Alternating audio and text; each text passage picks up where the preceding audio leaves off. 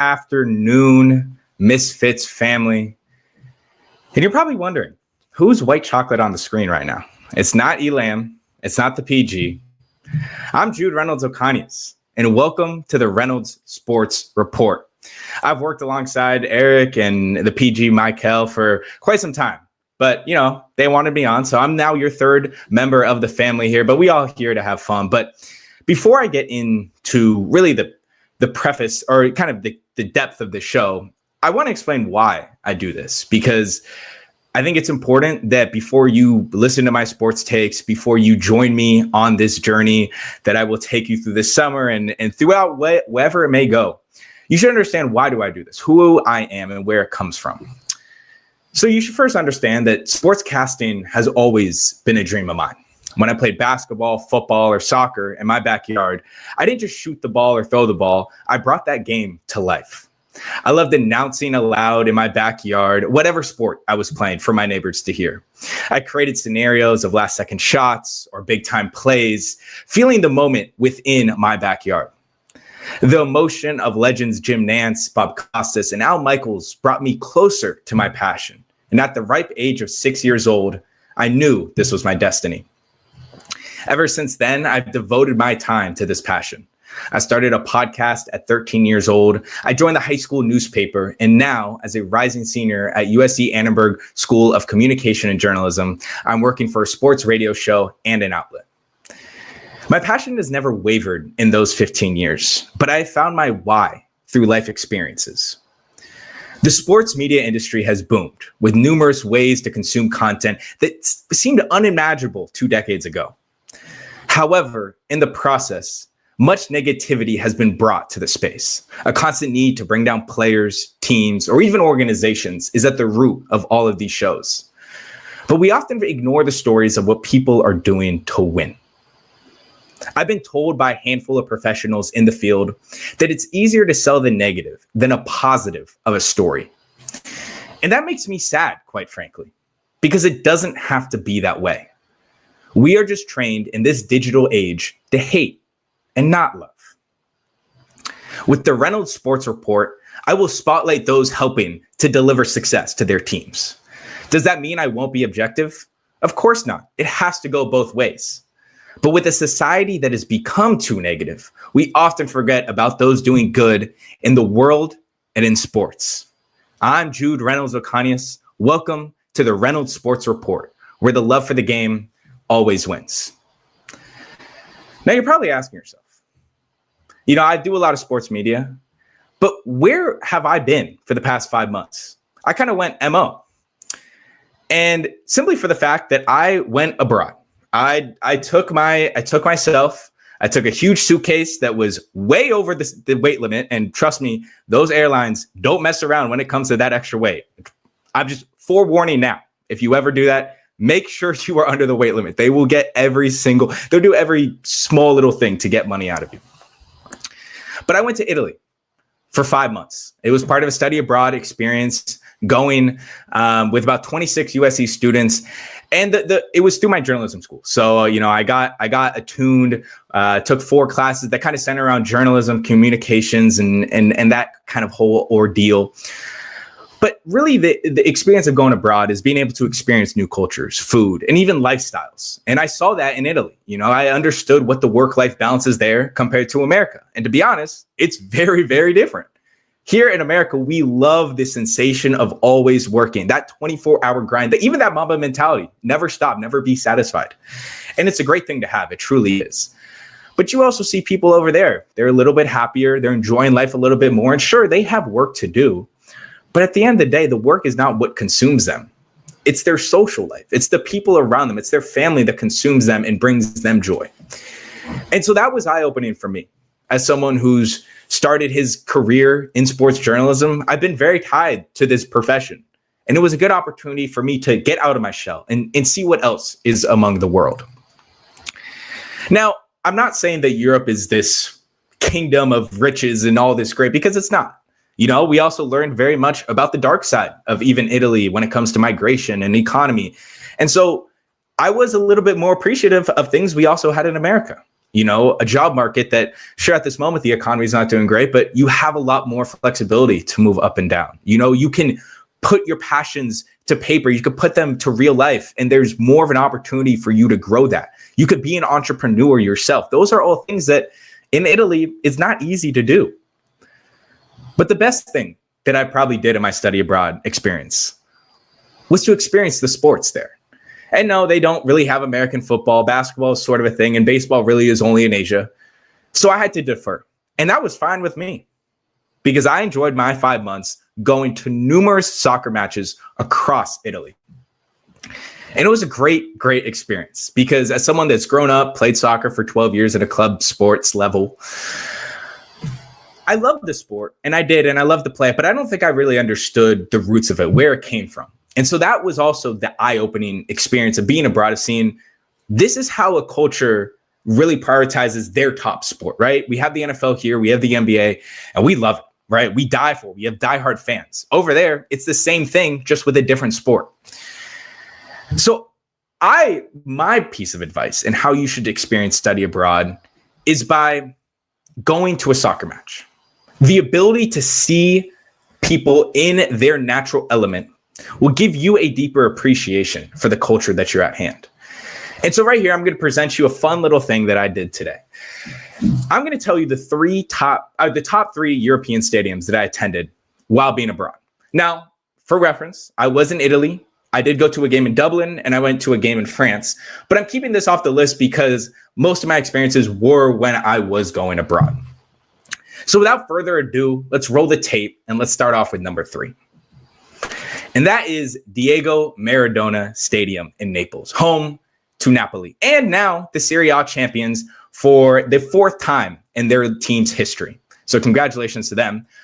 But this is number 3 because out of all the stadiums I went to, Naples was truly the most, I guess I keep using the word eye-opening, but it truly was one of those stadiums where you really saw the culture of Naples come all together. And what I mean by that is the people of Naples will die saying they are Napoleon before they are Italian. That's how much they love their city. And you saw it when you went to this stadium.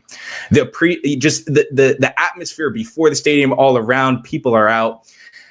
I will say the reason it's number 3 and it didn't go further is also because I think my viewing experience, I with my girlfriend, my viewing experience was a little disoriented. You got to get to the games early. I highly suggest if you go to a soccer match abroad, getting to a game early is a necessity. Your seat will be taken if you're not there 30 minutes before the match.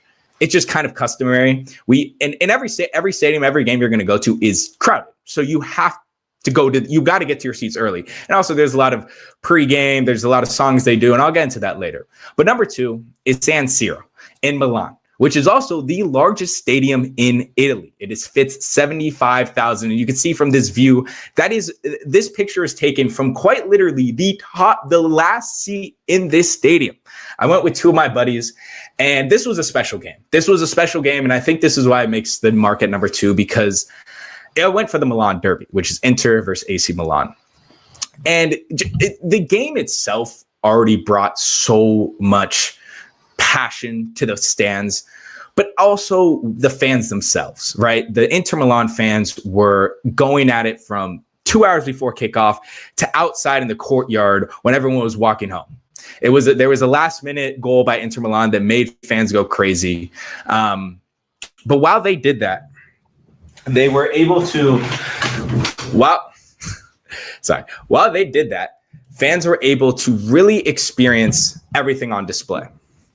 And what I mean by that, sorry for the discussion. I don't want my computer to die, so I apologize for that. But I want to go to the San Siro because it was one of those stadiums where when you look at it, it's just this grand stadium. There's nothing else around. And we went, it was a great game.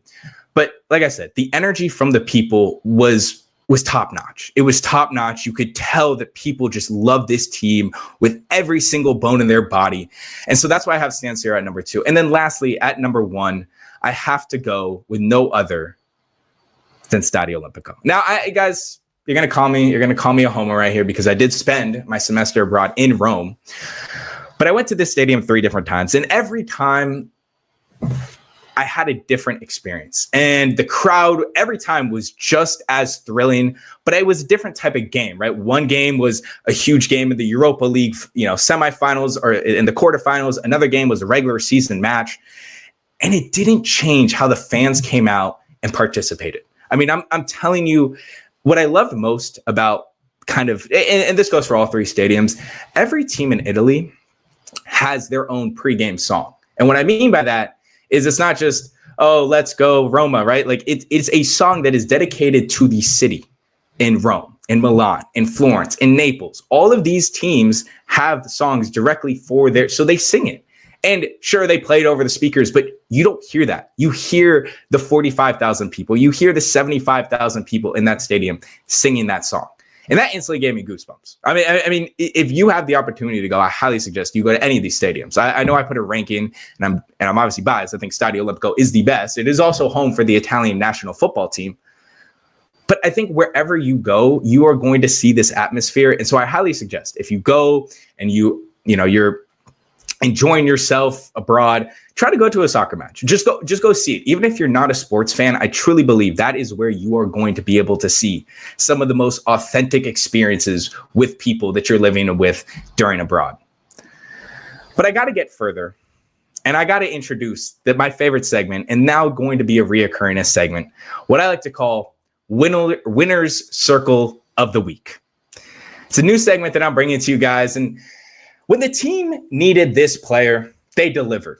And so every week, I'm going to go through a starting five of guys. And this isn't just basketball. This isn't just football. This isn't just baseball. This is every sport. I'm trying to do it all for you guys because, like I said, on this show, I'm really trying to uplift not just the football players that we see constantly on mainstream, the basketball players, but people who also aren't getting the limelight.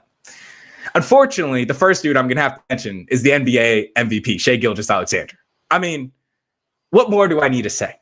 In a closeout game, the MVP gave fans what they came for, a 34-point explosion to book a ticket back to the NBA Finals for the first time since 2012. Look, there's a lot of conversation. Should he have been the MVP? Should he have not? That doesn't matter, guys. Alexander scored 30 points or more in the last 7 of 8 games. And guess what? For all you people that said, oh, the free throws, he scored 34 points, only attempted 4 free throws. And they beat him by pretty much 40. So moving on, in the game that we got going on right now, we're going to get to in a second. The next man in this starting 5 rotation is Tyrese Halliburton. It was first Reggie Miller in the 90s, and now it is Halliburton crushing the dreams of every Knicks fan. A 30-point triple-double with 0 turnovers is stuff for the history books. In fact, it is in the history books because it is the first ever player to do it. But I thought he was overrated, right? I don't know. Halliburton is breaking records and changing narratives. And with the Pacers on the cusp of the finals, this dude is delivering an all-time playoff performance. Now, moving on, we're going to go over from the hardwood and go to the diamond. And court is in session. The judge is ready for a back-to-back. The Bronx Bomber is back to lighting it up in 2025. Look, the taste of Game 5 in the World Series last year probably is still in his mouth, but the determination from Judge hasn't changed. He's leading the Yankees in batting average, home runs, and RBIs, and the Yankees are flying high in the AL with a record of 35-20. And guess what? They played the Dodgers this weekend. They got a 5-game winning streak, the best in the league. Can they rewrite their woes versus the Dodgers? Well, it's LA all day, so I hope not. But, Aaron Judge, you're having yourself a great year once again. That's why you're on the starting 5. Now, I don't typically talk about this sport, but what the Florida Panthers are doing is ridiculous. All right. Almost kind of like Chicago Bulls-ass type of dynasty that they're building right now. But Matthew Tkachuk, sorry, my bad, has been the engine of the monster truck that is the Florida Panthers. I mean, they are destroying everything in their path. The Panthers are back to the Stanley Cup for a 3rd straight season. Tkachuk delivered in Game 5 with a goal and an assist to defeat the Carolina Hurricanes 5-3. And now they have an opportunity to be the first team to win back-to-back Stanley Cups since 2021 is at their fingertips. So the Florida Panthers are rolling through. They won last year. They're looking to make it back-to-back, but they've been to the Stanley Cup 3 times. That's just absurd, guys. That's absurd. And lastly, to round it off, and this dude doesn't really ever make a starting 5, but on the Reynolds Report, he's going to make a starting five.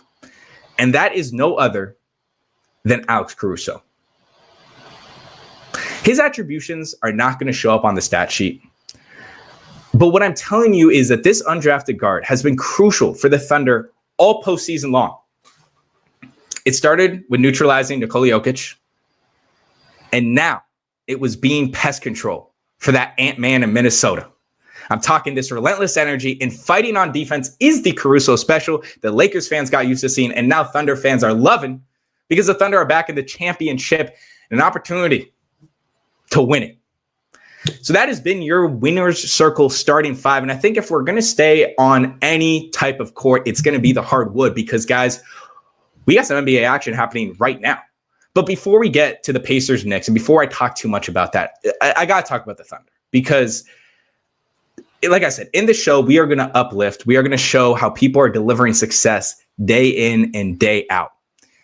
And the Thunder are the prime example of what sticking to the process. Yes, Joel Embiid. Sometimes the process does turn out right. But this is what happens when you do stick to the process. When you don't give up after 2 back-to-back seasons of less than 25 wins. And that is the story with the Oklahoma City Thunder. In 2020, they won 20 games. In 2022, they won 22 games. How ironic. Oh, sorry, they won 24 games in 2021. And then in 2020, they won 22. My correction. Still, that's less than 25 games a season. What we've seen from the Thunder is patience. Now, granted, they've had a lot of draft picks, so they've been able to do it a little bit easily, but they had patience. They said, we're not going to just ship off guys to ship off guys. We actually want to build a core with guys that we've drafted. And not every team can do that. Not every team has that ability to just continue to do the rebuild. That's one of my problems with the Lakers really right now, but for another day. But what we saw from this postseason so far, it was a behemoth of a team. I mean, the first 3 rounds, they collectively won 12 games and only lost 4. And they seemingly, I mean, in my opinion, they do not have a hole in their game right now. They don't. I mean, I look at this team scoring. They got Shai Gilgeous-Alexander, who's averaging 29.8 points in the playoffs. Jalen Williams averaging 20. Chet averaging 16. The rebounding, they got Chet and Hardenstein. The passing ability, they got Shai Gilgeous-Alexander and Jalen Williams, who are also dishing it out while scoring. And I already mentioned one guy. That's Alex Caruso. But Lou Dort, Shai, Chet, the team is averaging 10.8 steals in the postseason this year. But then it really comes down to this team also has depth. It's not just the starters doing everything, right? They got Isaiah Joe, Alex Caruso, Carson Wallace, Aaron Wiggins. I mean, this team led the league in the regular season in bench plus minus. I mean, like I said, I'm not counting out the Pacers. I'm not counting out the Knicks. We'll see what happens in Game 5. I'm not counting out either team. But what we've seen thus far from the Oklahoma City Thunder is really a flawless postseason. I know it's crazy to say they've had a few losses, but when they are clicking, and I mean when they are clicking, and especially playing at home, I mean, if there's been any team that has been so fun to watch this postseason because of their home crowd, it's the Oklahoma City Thunder and the Indiana Pacers. Both of those fans have been amazing. They've been amazing. I mean, not to throw it back to Europe real quick, but it reminds me of what watching a soccer match was in Europe. I mean, you had every eyeball on the game. Not saying that not every other team's doing that. The color coordination, everyone's wearing the same color. I think that the fact that they can do that and people are willing to go with it is amazing. I mean, it brings that much more atmosphere, crazy atmosphere, I should say, to this game. So the Thunder right now, they're now awaiting who's going to be the winner. Is it going to be the Pacers or it's going to be the Knicks? And while I'm live, I'll give you guys a score update. It is Game 5 right now currently, and the Knicks are up 12-9, about 7:17 left in the first quarter. So, you know, I plan to give you the preview for this game, but since the game's already going on, let's talk about it. Halliburton, like I already mentioned, could not be stopped in Game 4. But the guy that honestly deserves more attention, and this was tough because I didn't want to put 2 of the same players on the starting 5 from the same team. But Pascal Siakam deserves flowers, okay? If there was like a 6-man that I could do, it would have been Pascal Siakam, right? And if I was doing all NBA, he would have been top of the list. But Pascal Siakam has been dominant. I mean, absolutely dominant. 25 points per game, 4 rebounds. He has 50, 50, 70 splits. And he's giving everyone trouble. OG Anunoby, who's supposed to, is a really good defender, can't really guard him. And Karl-Anthony Towns, who is kind of a big injury concern right now. He's with a banged up knee. So what I'm basically trying to say is the Indiana Pacers are going to take care of business tonight. They're going to take care of business tonight. You know, when Jordan went to Utah and it was 96 and he went to go play the Jazz, he said, you know what, we're going to pack just one suit because that's all we need. You know, different times, obviously, game locations, but that's kind of the mentality that I think the Pacers are going to take tonight is let's just pack one suit. You know, let's get it over with. I mean, we saw the Oklahoma City Thunder yesterday take care of business. Look, they could have let it go back, you know, to Minnesota, but no, you don't want that. Like, you don't want it to linger on. Sure, you are the better team and you'll probably end it in 6, but why even bother? If you can make the kill now, make the kill now. What's the point of waiting it out the kill? But if you're the New York Knicks, I know this game is going on, but this is where the Knicks, and I appreciate that Tibbs has kind of dug into the bench. Now, granted, the bench has not given him much production. I mean, guys like Miles McBride, you know, Josh Hart gave good production when it came to the boards, but this team has to be smart with the ball and start moving the ball. It seems kind of like two opposite things, but first, you got to stop turning the ball over. It seems like the most obvious thing in basketball. Obviously, don't let the ball turn over. But the turnovers aren't just bad for the Knicks, but the Pacers, who are one of the fastest teams in the NBA, a team that will make it a track meet if they have to, is running the Knicks out the gym because of their turnovers right now. I mean, they had 17 turnovers, which was the same amount of assists that the Knicks had in Game 4. So if the Knicks really want a chance, you got to limit the turnovers because, you watch this Indiana team and they love to run. They are going to take every advantage to run. Tyrese Halliburton now, they're going to make that, skip pass out in the break. They love to do that. And the Knicks are only handing it on to Golden Platter. It's like, oh, here, take the ball. We don't even want it. Just take the ball. You guys run off with it and we'll figure out what to do in the half-court set. Well, they haven't really figured out what to do in the half-court set. There's too much ISO ball. I mean, look, I'll say this. Jalen Brunson, let him get a bucket when he needs to because he's the definition of a bucket, right? He had 31 last game. He's been killing it this postseason. But this team needs to stop relying on isolation ball. I hate to bring my Lakers into it, but I've seen it with the Lakers, okay? The Lakers love to do it. And it's just not winning basketball, right? The thing is, the Knicks have the pieces around them to do it. Like they have the pieces around to make a free-flowing offense in the half court, but they choose to go to a lot of ISO ball, and I don't understand why. Like and it's not just what's happening on ball; it's what's happening off ball. I'm watching a lot of time when they're running in isolation, everyone on the left side of the court is just standing there, and I'm thinking to myself, if I did that on my high school basketball team, my coach would be on my ass. On my ass. Why are you not running? Why are you not moving the ball? Why are you not moving off the ball? Like, those are fundamentals that we learn in high school playing basketball, or I did at least. Why are we not doing that at the NBA level? Move off the ball. Make things happen. The Knicks are right now relying too much on that isolation ball, and it is not going to work. That's why I got the Pacers tonight. I'll give you one last score update. Well, I might be wrong, but the Knicks are up 23-13, 4:23 left in the first quarter. We'll see what happens in that game. It'll obviously, if the last 5 games or 4 games, I should say, has told us anything, this is going to be a roller coaster of a game. This is going to be a roller coaster of a game. It is going to be a roller coaster game. And Karl-Anthony Towns is playing. So we'll see how it goes. But like I said, welcome to the Reynolds Report. It's been a pleasure to have you. A good afternoon, a good evening, and I'll see you guys starting next Monday. I'm out.